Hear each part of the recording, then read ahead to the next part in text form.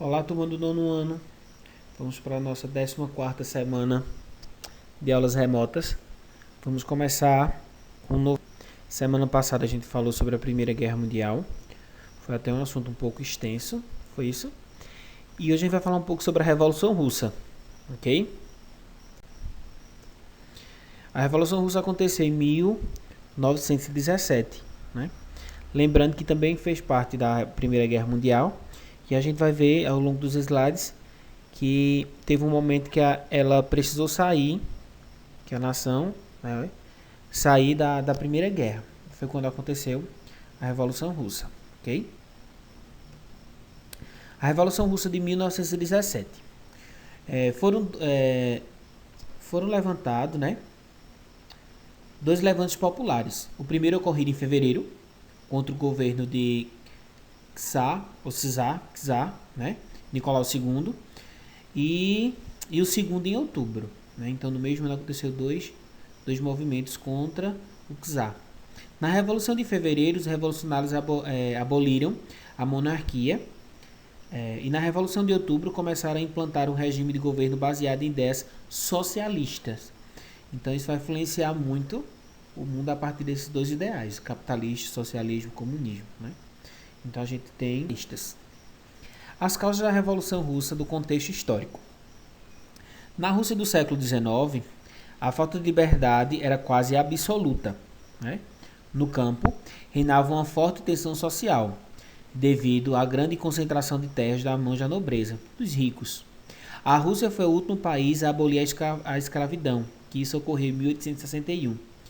E em muitos lugares continuava-se com o sistema de produção feudal, bastante antigo.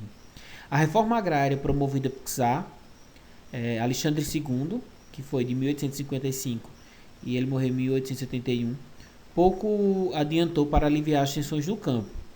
O regime cesarista reprimia a opressão, a polícia, a política controlava o ensino, a imprensa e os tribunais. Então, era uma forma de governo bastante controladora.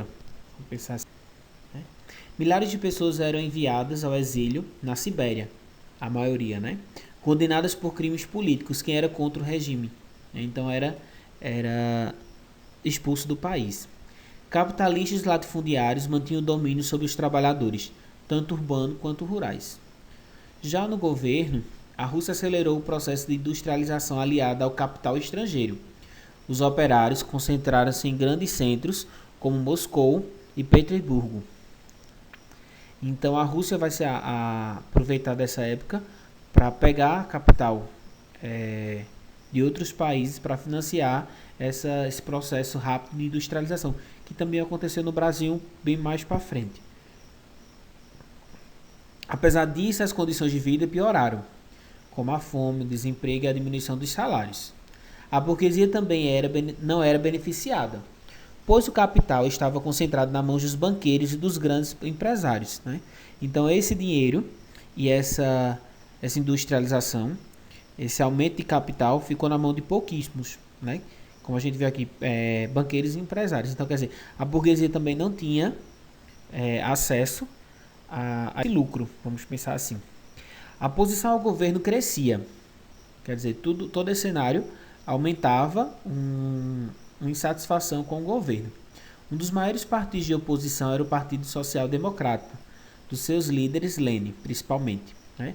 Tinha que viver fora da Rússia para fugir das perseguições políticas. É interessante quando a gente começa a assistir o filme de Olga, como eu já passei para vocês, fala um pouco sobre a Rússia, né? Porque Olga era russa.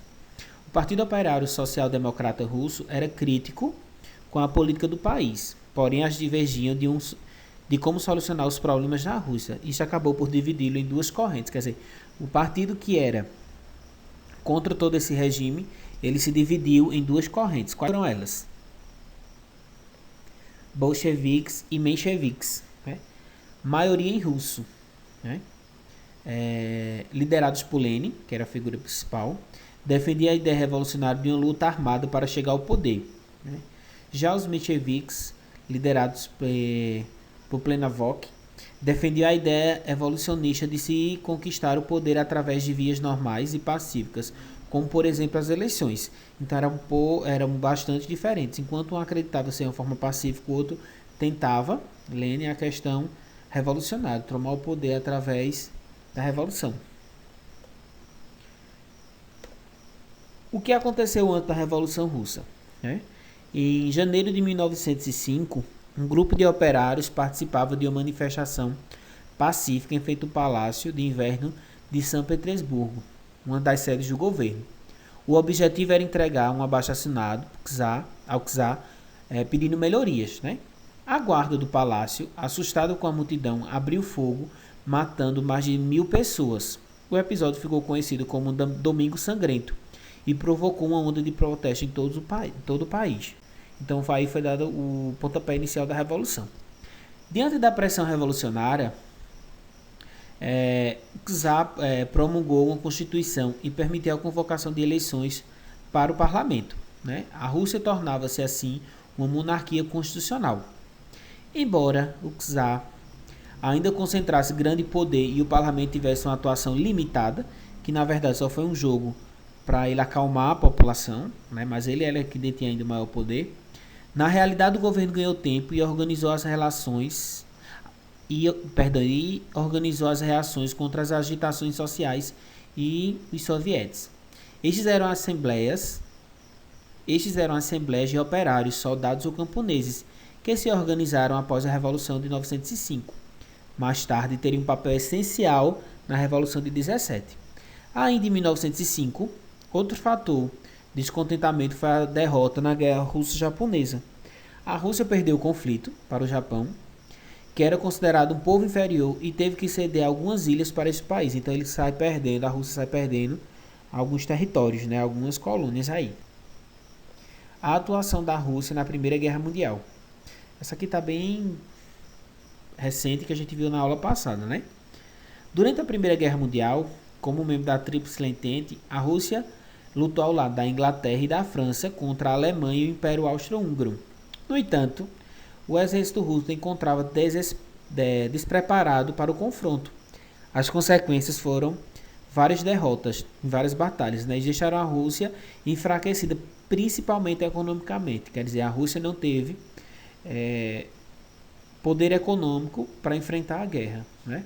Então ela vai sofrer com isso, com a questão econômica. Em março, o movimento revolucionário foi deflagrado, com greves se iniciando em São Petersburgo e que se espalharam por vários centros industriais. Os camponeses também se rebelaram.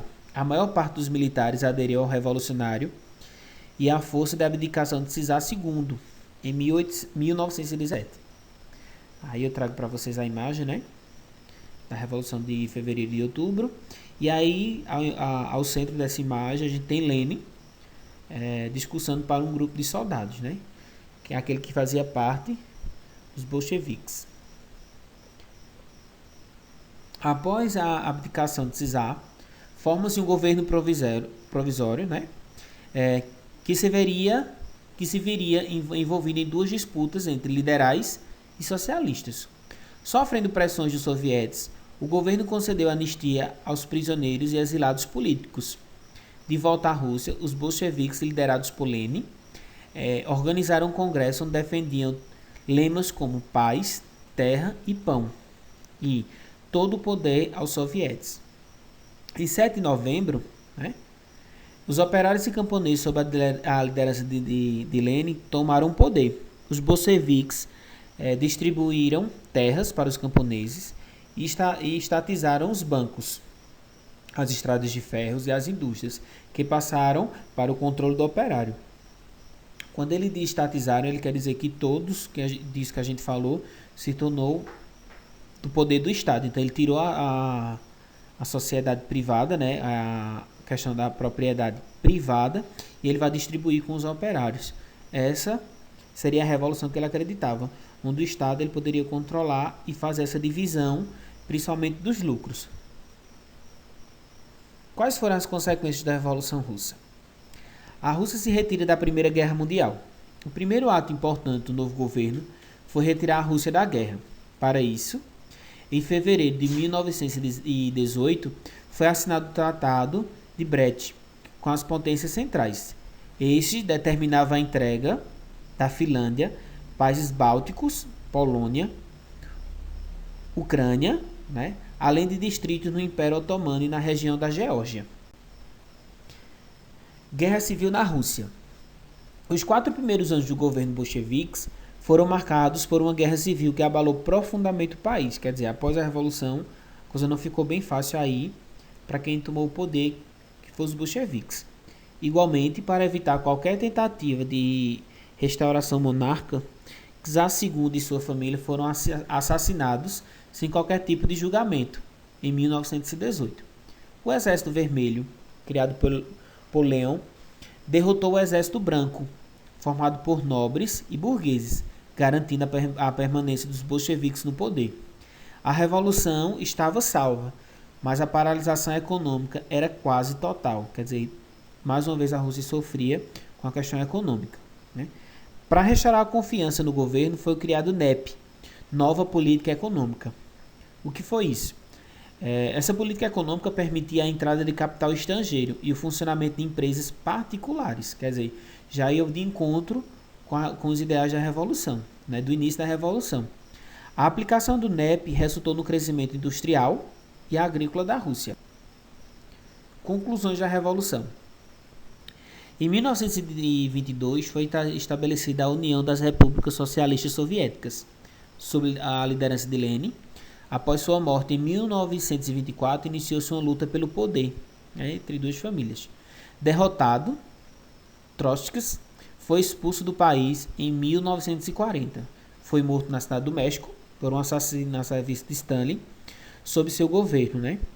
A União Soviética conheceu uma das mais violentas ditaduras da história, ao mesmo tempo que passava por um crescimento econômico vertiginoso. Quer dizer, mais na frente a gente vai falar um pouco sobre esse regime, né, de Stalin. Perdão. Durante a Segunda Guerra Mundial, o país seria um dos principais inimigos do nazismo, aliado dos Estados Unidos do Reino Unido, que é a Inglaterra. Após o conflito, seria alcançada a condição de segunda potência mundial. Resumindo, a Revolução Russa ocorreu em 1917. Foram 2 levantes populares ocorridos em fevereiro e outubro, né?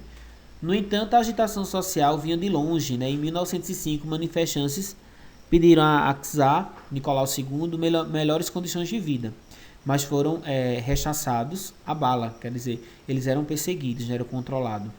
Como consequência, o monarca procurou modernizar o país com eleições para um parlamento e uma constituição, mas que a gente viu que também só foi uma forma de burlar e de controlar essa massa que vinha se rebelando contra o seu governo.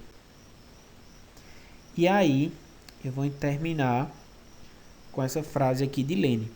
Ela ficou ruim a imagem, mas achei bem interessante. Ela diz assim, ó: quando a indústria prospera, os patrões obtêm grandes lucros e não pensam em repartir com os operários.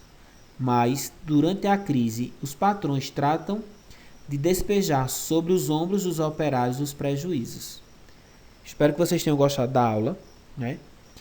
Sempre mandem no privado se gostaram da aula, se não, se eu estou falando muito rápido, se não ficou legal a aula, sugestões, tá certo? E sempre colocar o nome e a turma, tá bom? Um abraço e até a próxima.